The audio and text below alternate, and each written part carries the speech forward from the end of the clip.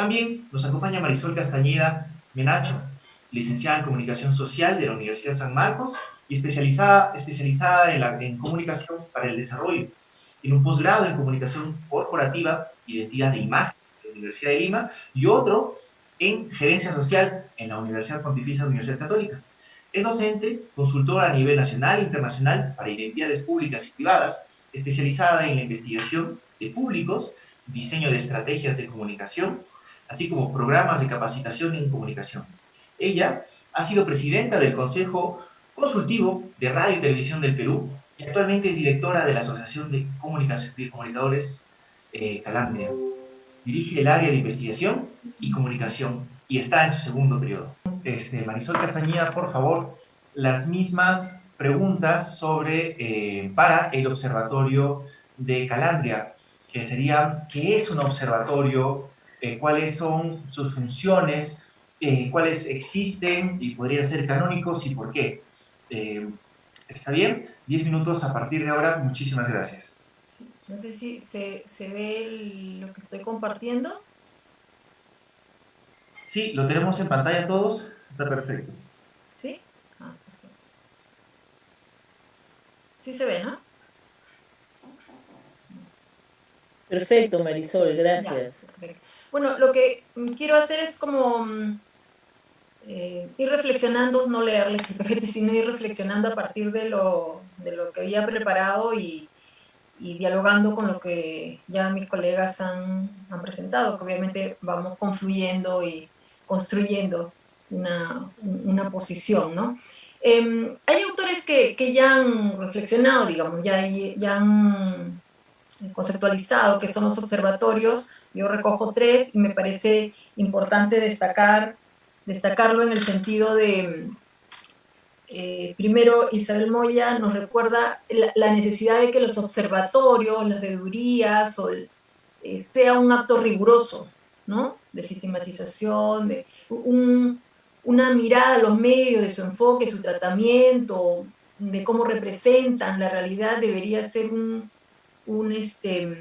ejercicio de rigurosidad, ¿sí? Porque vamos a tomar posición. Entonces, aquí mi primer comentario es que creo que sí sería interesante, y la Ruiz me parece un espacio adecuado para eso, que en algún momento tengamos intercambios sobre las metodologías de análisis de los observatorios. Porque cuando uno revisa, trabajamos metodologías distintas, a pesar que a veces los instrumentos sean similares, ¿no? No es lo mismo trabajar análisis del discurso, que análisis del tratamiento de la información, que análisis de las representaciones, y obviamente no es lo mismo analizar medios informativos que programas de entretenimiento. Entonces, creo que allí sería interesante trabajar una reflexión sobre las metodologías para enriquecernos mutuamente, ¿no? Por un lado. Ignacio Ramonet plantea más bien que los observatorios son como el contrapeso de sociedad civil a ese poder de los medios, ¿no? Y entonces, aquí me parece importante, efectivamente, desde la perspectiva de Calandria, el observatorio no solamente tiene una perspectiva académica, sino de expresión de la sociedad civil. Por eso hemos puesto mucho acento en promover la participación ciudadana e incorporar el voluntariado, tanto en la experiencia de la veeduría del año 2000 al 2012, como en la última experiencia que les reseñé, partimos de voluntariado, sobre todo el voluntariado de jóvenes comunicadores que puedan también en la práctica formarse, y no solamente a partir de las aulas, ¿no? Y Germán Rey nos plantea la necesidad de ver estos esfuerzos vinculados efectivamente a políticas de comunicación y a procesos de democratización de la sociedad, ¿no? Me parece importante esa perspectiva. Luego, ya había mencionado las funciones de los observatorios. Desde la perspectiva de Calandria no solamente hacemos estudios para algo, ¿no? Los estudios no se definen en sí mismos, sino son estudios aplicados que deben cambiar desempeños, deben mejorar información, deben proponer medidas. Desde nuestra perspectiva deben movilizar a la ciudadanía. Y porque creo que el mensaje central del observatorio no debe ser que los medios están mal, sino es reivindicar el rol de los medios para entender que hay otra forma de hacer comunicación, hay oportunidades de mejoras en la práctica periodística y que finalmente los medios no están por fuera de la sociedad, sino son parte de ella.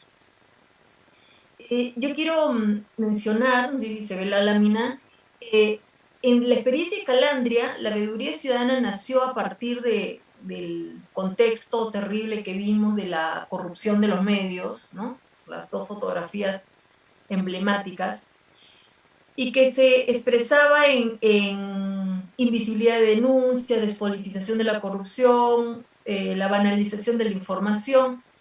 Y Miriam tal vez me corrobore, pero recuerdo que cuando se estaba trabajando la ley de radio y televisión, y en general cuando veíamos el capítulo referido a lo que es los códigos de ética, en realidad los códigos de ética se pensaba mucho en códigos que ayuden a plantear enfoques distintos en relación a la información, la cobertura de las noticias. Es decir, mucho de la ley de radio y televisión tuvo como reflexión lo que en ese momento eran los informativos, ¿no?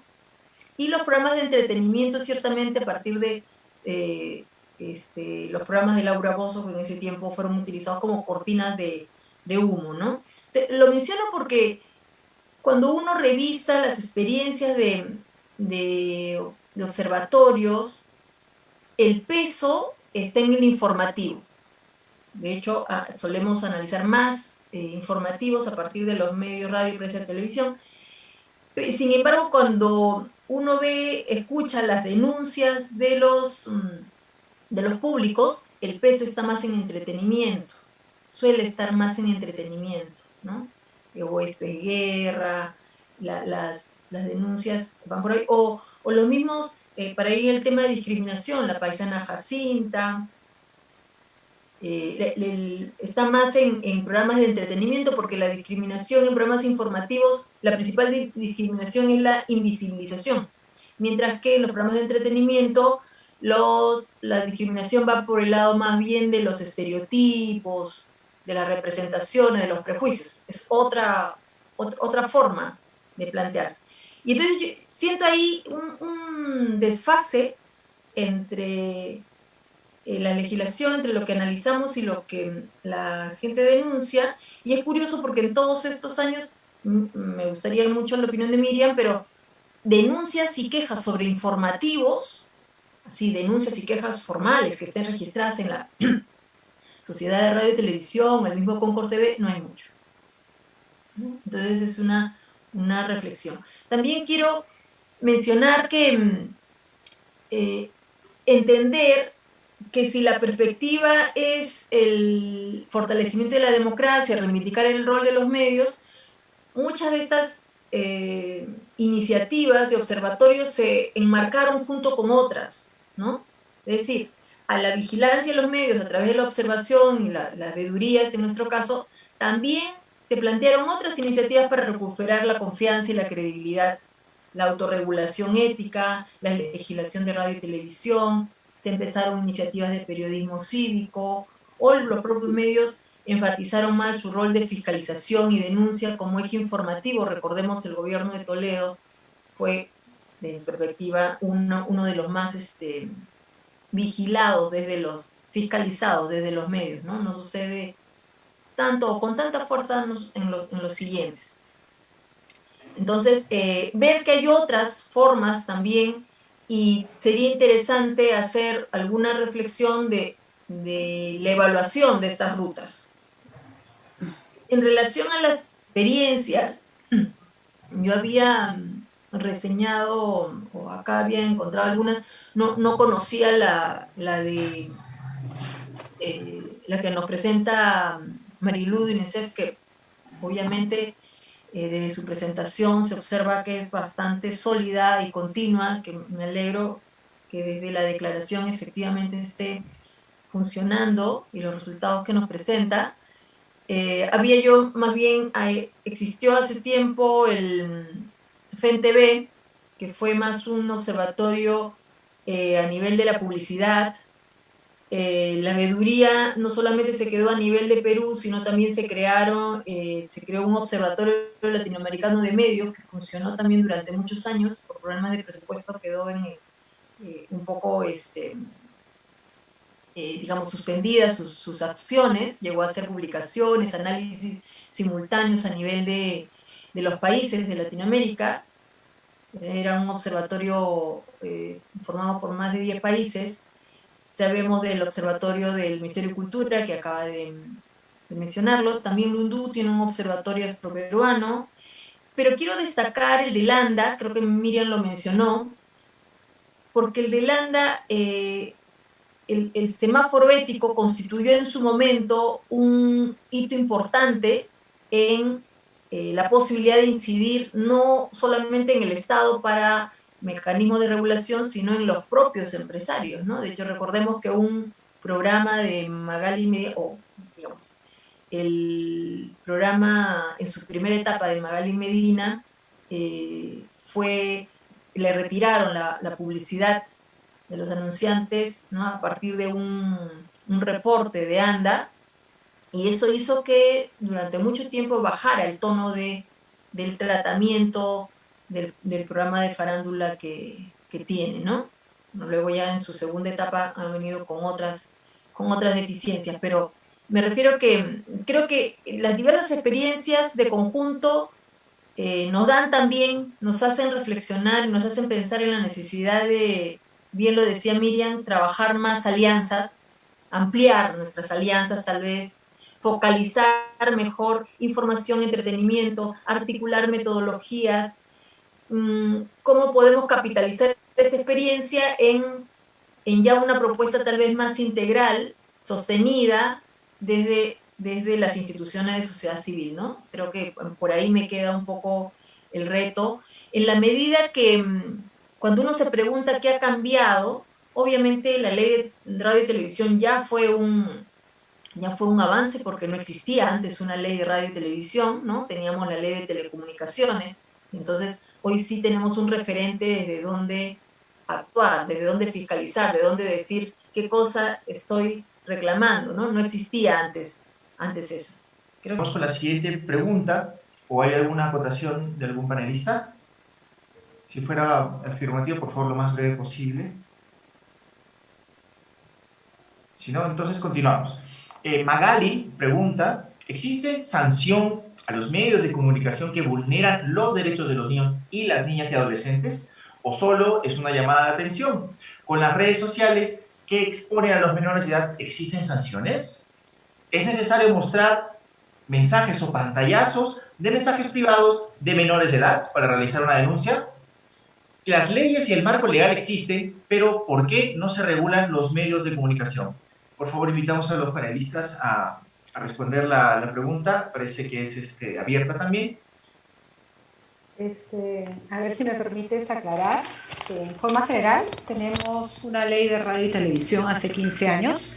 En esta ley establece un mecanismo de corregulación, que significa una primera etapa de autorregulación donde yo reclamo al medio de comunicación, ojo, al medio de comunicación, radio, televisión, porque según la ley son los titulares de radio y televisión los directamente responsables de su programación y a quien le alquilan también. Entonces, cuando yo denuncio a Magali, también denuncio al titular del medio de comunicación. Cuando yo denuncio a Estés Guerra, también denuncio al titular del medio de comunicación. Presento una queja si ellos están organizados, por ejemplo, acá en Lima, las grandes televisoras a nivel nacional están organizadas bajo la Sociedad Nacional de Radio y Televisión. Pero hay otros tantos medios que no, y tú puedes presentar directamente la queja al medio. El medio tiene un promedio de 40 días para darte una respuesta. Si esta respuesta no te la dan, o te la dan y esta respuesta no te satisface, presentas una denuncia ante el Ministerio de Transportes y Comunicaciones.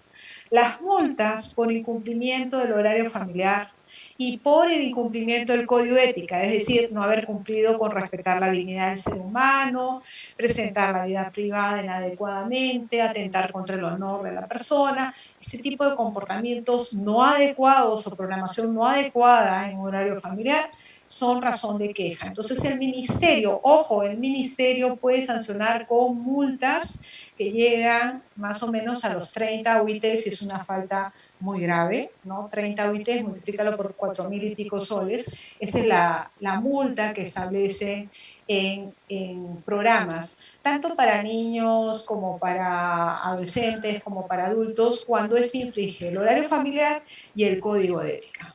Esos son los pasos a seguir en el caso de radio y televisión. En el caso de una publicidad no adecuada transmitida en horario familiar, también yo voy a Indecopi y presento inmediatamente mi denuncia ante Indecopi y ahí no pasa por el medio de comunicación. Perfecto. Miren, aprovechando que tienes la palabra, hay una pregunta de Dani, también abierta, pero sospecho que es especial para Concord TV. ¿Cuáles son las limitaciones que Concord TV ha encontrado para fomentar un contenido de calidad en la radio o la televisión? También muy breve. Bueno, yo vuelvo a aclarar, el Concord TV no tiene capacidad de sanción ni de regulación. Entonces, nosotros en esa línea podemos trabajar en el tema de trabajar datos, hacer información a través de encuestas, a través de estudios cualitativos, cuantitativos, hacer eventos públicos, conversatorios, reconocimientos, pero nosotros no podemos intervenir en los procesos, salvo que el Ministerio de Transportes y Comunicaciones nos pida una opinión en cada caso. Cosa que es cierto, y esto lo ligo a la pregunta de Marisol. A la fecha, en los 15 años que tenemos de una ley de radio y televisión, la denuncia ciudadana muchas veces se ha quedado en quejas que no han sido visibilizadas porque lo hiciste a través de correos electrónicos o cartas o llamadas por teléfono, y esas no se registran. La queja debe ser formal. Entonces, en este tiempo solamente ha habido un pronunciamiento de 4 casos en el Ministerio de Transportes y Comunicaciones, porque no se ha seguido el proceso formal. Sí. Muchísimas gracias. Acá hay una pregunta para Marilu de Raquel. Raquel pregunta, ¿la declaración de principios de los medios se cumple? ¿Qué se viene haciendo para dar seguimiento a esos compromisos? Por favor, muy breve también. Bueno, hay mucho por hacer, pero hay avances, ¿no es cierto? En la presentación hay un monitoreo, hay una sistematización del monitoreo que tenemos. Como dije, hay muchísimo por hacer, pero hay avances, y hay avances más, los mayores avances que nosotros hemos notado ha sido en los temas de derecho a la identidad y a la intimidad. Pero sí hay avances y tenemos la publicación que hemos sistematizado, que con mucho gusto la podemos compartir. Perfecto. Un comentario abierto de Juan José. Juan José comenta, de acuerdo, pero ¿qué posibilidad de controlar a los medios hay si cualquier pacto que se haga con estas empresas comerciales es un saludo a la bandera?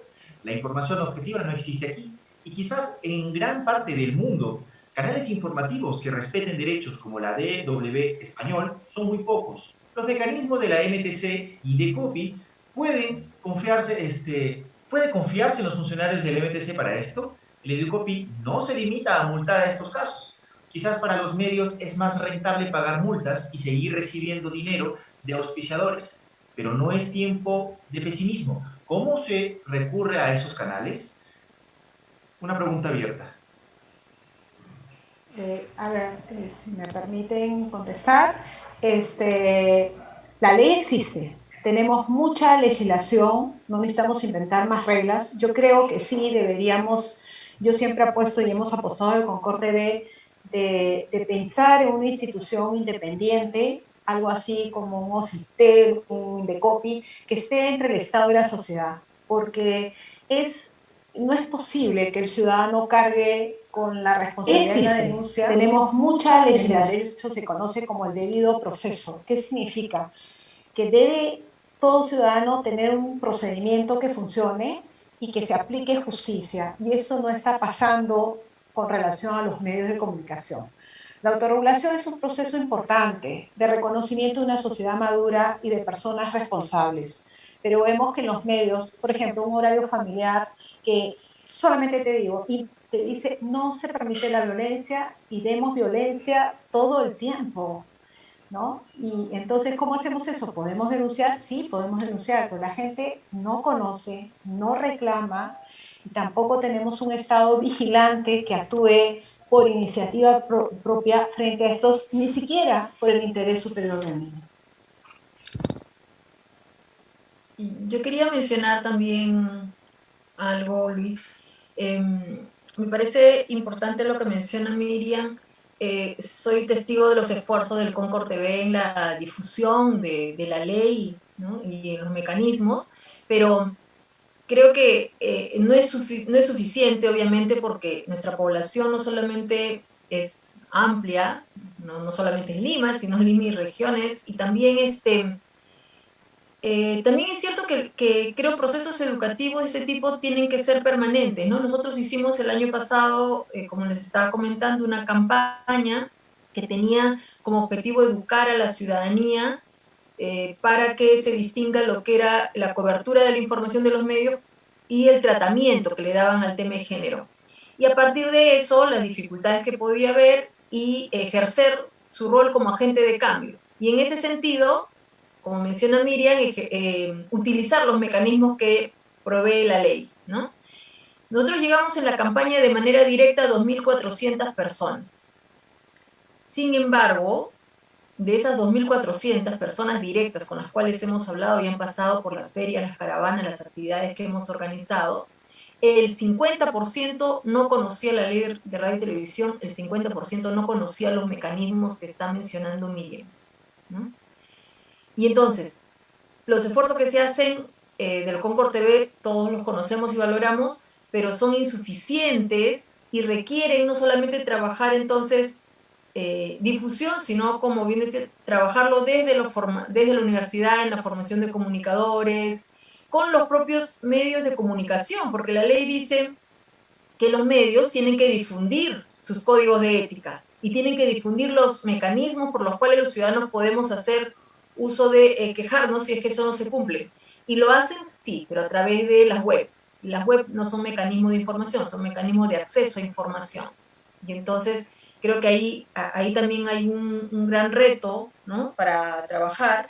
Yo recuerdo hace algunos años hice una consultoría precisamente para el Ministerio de Cultura alrededor de experiencias, de observatorios y quejas, y tuve que ir a la Sociedad Nacional de Radio y Televisión y me mostraron cuál es el registro que tienen. Había en ese momento como 20 quejas, nada más, pero me llamó la atención que aún siendo muy pocas, esas 20 quejas correspondían a dos colectivos o personas.